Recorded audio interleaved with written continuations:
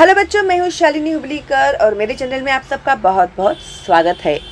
बहुत से teachers, parents और कुछ स्टूडेंट्स ने भी मुझे कमेंट में कहा है कि टीचर प्लीज़ हमें ये जो लेसन्स है उसकी रीडिंग आप रीड करके भेजिए ताकि हम लोगों को रीड करने में हेल्प हो। इसलिए ये जो लेसन्स है मैं आप लोगों को रीड करके दे रही हूँ। आप लोग भी मेरे रीडिंग करने के बाद घर पर रीडिंग करने की प्रैक्टिस कीजिएगा। और हाँ, ये सारे लेसन्स मैंने एक्सप्लेन कर दिए हैं। इसके नीचे के क्वेश्चन एंड आंसर्स भी हम लोगों ने सारे सॉल्व कर दिए हैं। अगर आप लोग नए हैं मेरे चैनल पे तो फटाफट सब्सक्राइब कीजिए, बेल का आइकन टैप कीजिएगा ताकि आप लोगों को इसमें हिंदी एंड स्पेशली मराठी के बारे में मैं बताना चाहूँगी कि सारे लेसन्स अपलोडेड है, तो आप लोगों को बहुत ही हेल्प होगा और बहुत ही ईजी जाने वाला है आपको 10th स्टैंडर्ड में हिंदी और मराठी।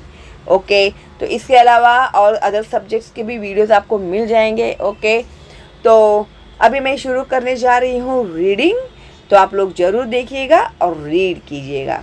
ओके, स्टैंडर्ड हिंदी लोक भारती, तीसरा लेसन वाह रे हमदर्द। लेखक घनश्याम अग्रवाल। परिचय। जन्म 1942, अकोला, महाराष्ट्र। परिचय। घनश्याम अग्रवाल जी की रुचि अध्ययन काल से ही लेखन में विकसित हुई। अपने आसपास की प्रत्येक स्थिति या घटना में हास्य ढूंढकर उसे धारदार व्यंग में ढालना आपके लेखन की विशेषता है। आप अखिल भारतीय मंचों पर हास्य व्यंग्य कवि के रूप में लोकप्रिय है। प्रमुख कृतियाँ: हंसी घर के आईने, हास्य व्यंग्य, आजादी की दुम, आई एम सॉरी, हास्य कविता संग्रह, अपने अपने सपने, लघु कथा संग्रह आदि। गद्य संबंधी। प्रस्तुत हास्य व्यंग्य निबंध में लेखक ने दुर्घटना के माध्यम से विनोद को बड़े ही रोचक ढंग से व्यक्त किया है। हमदर्दी भी कभी कभी किस तरह पीड़ादायी बन जाती है, यह बहुत ही सुंदर तरीके से दर्शाया है।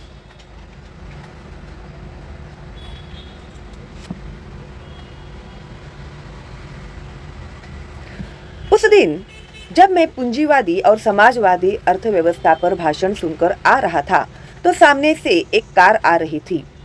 भाषण के प्रभाव से मेरी साइकिल को अधिक जोश आया या कार को गुस्सा अधिक आया, यह मैं निश्चित रूप से नहीं कह सकता, किंतु मेरी साइकिल और वह कार जब करीब आए तो विरोधियों की तरह एक दूसरे को घृणा की नजरों से देखते हुए आपस में जा भिड़े। मैंने खामखाह पूंजीवाद और समाजवाद के झगड़े में टांग अड़ाई, फलस्वरूप मेरी टांग टूट गई। दुर्घटना के बाद आज भी इंसानियत कायम है, यह सिद्ध करने के लिए कुछ लोग मेरी तरफ दौड़े। आँख खुली तो मैंने अपने आप को एक बिस्तर पर पाया। इर्द गिर्द कुछ परिचित अपरिचित चेहरे खड़े थे। आँख खुलते ही उनके चेहरों पर उत्सुकता की लहर दौड़ गई। मैंने कराहते हुए पूछा, मैं कहाँ हूँ? आप सार्वजनिक अस्पताल के प्राइवेट वार्ड में हैं। आपका एक्सीडेंट हो गया था, सिर्फ पैर का फ्रैक्चर हुआ है। अब घबराने की कोई बात नहीं। एक चेहरा इतनी तेजी से जवाब देता है, लगता है मेरे होश आने तक वह इसीलिए रुका रहा। अब मैं अपनी टांगों की ओर देखता हूँ। मेरी एक टांग अपनी जगह पर सही सलामत थी और दूसरी टांग रेत की थैली के सहारे एक स्टैंड पर लटक रही थी। मेरे दिमाग में एक नए मुहावरे का जन्म हुआ, टांग का टूटना, यानी सार्वजनिक अस्पताल में कुछ दिन रहना। सार्वजनिक अस्पताल का ख्याल आते ही मैं कांप उठा। अस्पताल वैसे ही एक खतरनाक शब्द होता है, फिर यदि उसके साथ सार्वजनिक शब्द चिपका हो तो समझो आत्मा से परमात्मा के मिलन होने का समय आ गया। अब मुझे यूं लगा कि मेरी टांग टूटना मात्र एक घटना है और सार्वजनिक अस्पताल में भर्ती होना दुर्घटना। टांग से ज्यादा फिक्र मुझे उन लोगों की हुई जो हमदर्दी जताने मुझसे मिलने आएंगे।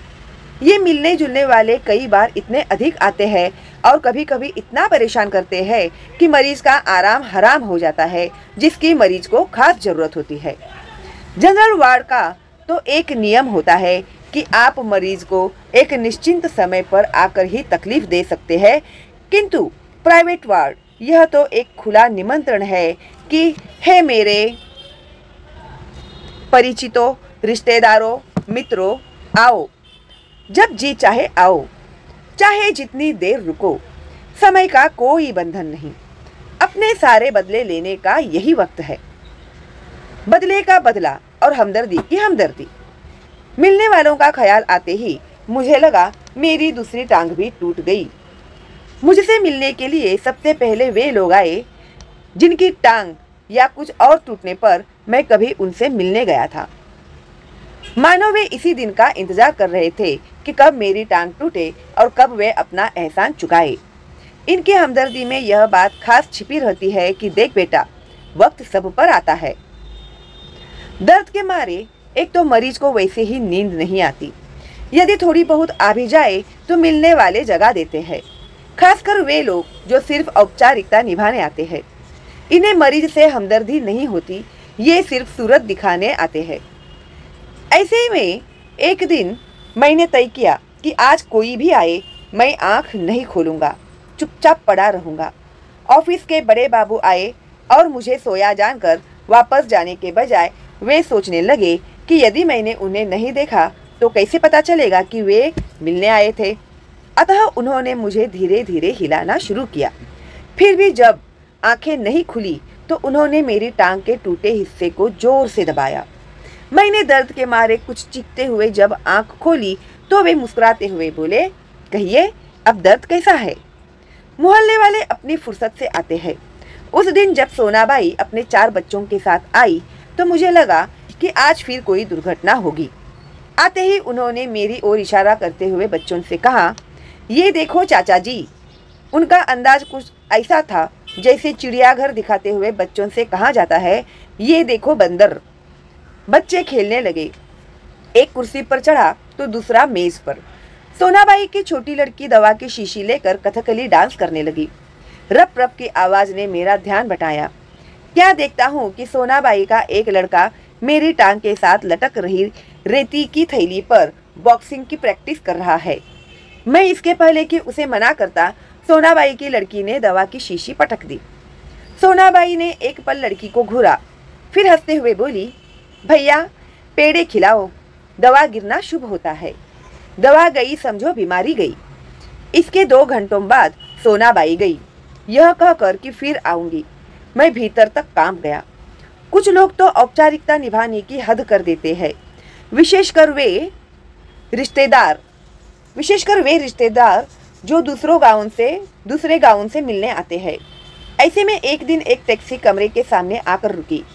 उसमें से निकलकर एक आदमी आते ही मेरी छाती पर सिर रखकर औंधा पर रोने लगा और कहने लगा, हाय मुझे, तुम्हें क्या हो गया? कार वालों का सत्यानाश हो। मैंने दिल में कहा कि मुझे जो हुआ सो हुआ, पर तू क्यों रोता है? तुझे क्या हुआ? वह थोड़ी देर मेरी छाती में मुंह गड़ाए रोता रहा। फिर रोना कुछ कम हुआ। उसने मेरी छाती से गर्दन हटाई और जब मुझसे आंख मिलाई तो एकदम चुप हो गया। फिर धीरे से हंसते हुए बोला, माफ करना, मैं गलत कमरे में आ गया था। आजकल लोग ठीक से बताते भी तो नहीं। गुप्ता जी का कमरा शायद बगल में है।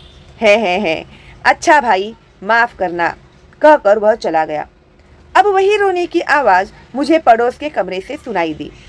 मुझे उस आदमी से अधिक गुस्सा अपनी पत्नी पर आया, क्योंकि इस प्रकार रोता देख पत्नी ने उसे मेरा रिश्तेदार या करीबी मित्र समझकर टैक्सी वाले को पैसे दे दिए थे। हमदर्दी जताने वालों में वे लोग जरूर आएंगे जिनकी हम सूरत भी नहीं देखना चाहते। हमारे शहर में एक कवि है, श्री लपकानंद। उनकी बेतुकी कविताओं से सारा शहर परेशान है। मैं अक्सर उन्हें दूर से देखते ही भाग खड़ा होता हूँ। जानता हूँ जब भी मिलेंगे 10-20 कविताएं पिलाए बिना नहीं छोड़ेंगे।